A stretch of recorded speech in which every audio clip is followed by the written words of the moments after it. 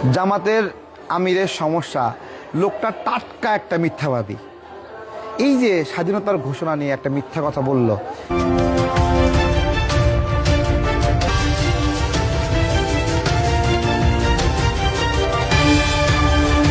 জামাতের আমিরের সমস্যা, লোকটা টাটকা একটা মিথ্যাবাদী।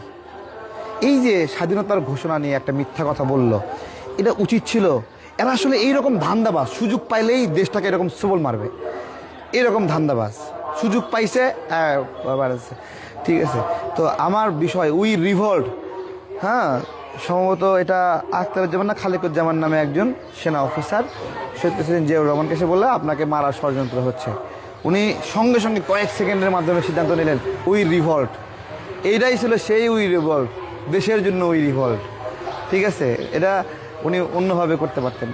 এইটা অন্য কেউ হলে এই ঝুঁকি নেয়নি, কেউ নেয়নি। তো সেই ইতিহাস, এই সাদা সাদা শকুন, সাদা শকুন বলবো। মুক্তিযুদ্ধের ইতিহাস যেহেতু বদলাচ্ছে, আমি তাকে শকুনই বলবো। বদলায় ফেলতেছে। আমি আমার জায়গা থেকে এদের বিরুদ্ধে লড়াই চালায় যাব, প্রতিবাদ চালাবো। এই রাক্ষসের দল আমাদের 1971 সালে আমাদের দেশকে ধ্বংস করছে। আজকে আবার এখানে যদি রাজনৈতিক দ্বন্দ্ব সংঘাত থেকে কেউ যদি এদেরকে বিজয়ী করা ধান্দা করে, তারাও বসবে।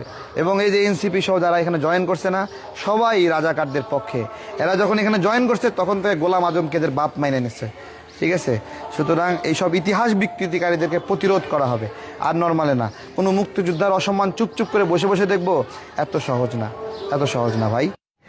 এই মিলায়ে ত্রাণের টাকাটা নোয়াখালী, কুমিল্লা, ফেনী, লক্ষ্মীপুর এই এলাকার মানুষ সেই টাকার কোনো পরিমাণ ভাগ পাইছে কিনা? ডক্টর ইউনূস এই বাংলাদেশে বহুত বড় ব্যবসা করছে, গরিব মানুষের টাকা দিয়া, গরিব মানুষের টাকা মাইরা বহুত বড় ব্যবসা করছে। কোনোদিন কোনো ঘূর্ণিঝড়, দুর্যোগ, বন্যা, কোনো বিপদে এই দেশের কোনো কাজে কোনোদিন লাগছে কেউ যদি দেখাতে পারে, তাহলে আমি রাজনীতি ছেড়ে দেব।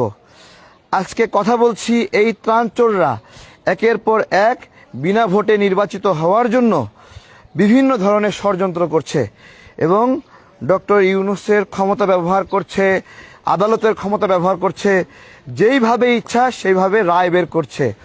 দেখুন, জামাতি ব্যারিস্টার বিরিখোর শাহরিয়ার বলছিল যে তার 5টা জামাতের প্রার্থী যারা বিদেশি নাগরিকত্ব গ্রহণ করেছিল তারা বৈধ প্রার্থী হিসেবে মনোনীত হয়েছে। এই যে রাস্তা দেখছেন না, এইখানে নাহিদ ইসলামের একটা মিডিয়া হাউস আছে, 27 জন চাকরি করে। 27 জনকে কত টাকা বেতন দেয়? 27 জন সাংবাদিককে নাহিদ ইসলাম। এখানে সে একটা মিডিয়া হাউস পালে, এই যে রাস্তার মাথায় এখানে আমি যেখানে দাঁড়ায় আছি, 27টে। আমার কথা, নাহিদ কি হলফনামায় লেখছে তার একটা মিডিয়া হাউস আছে, সেটা 27 জন কর্মচারী পালে।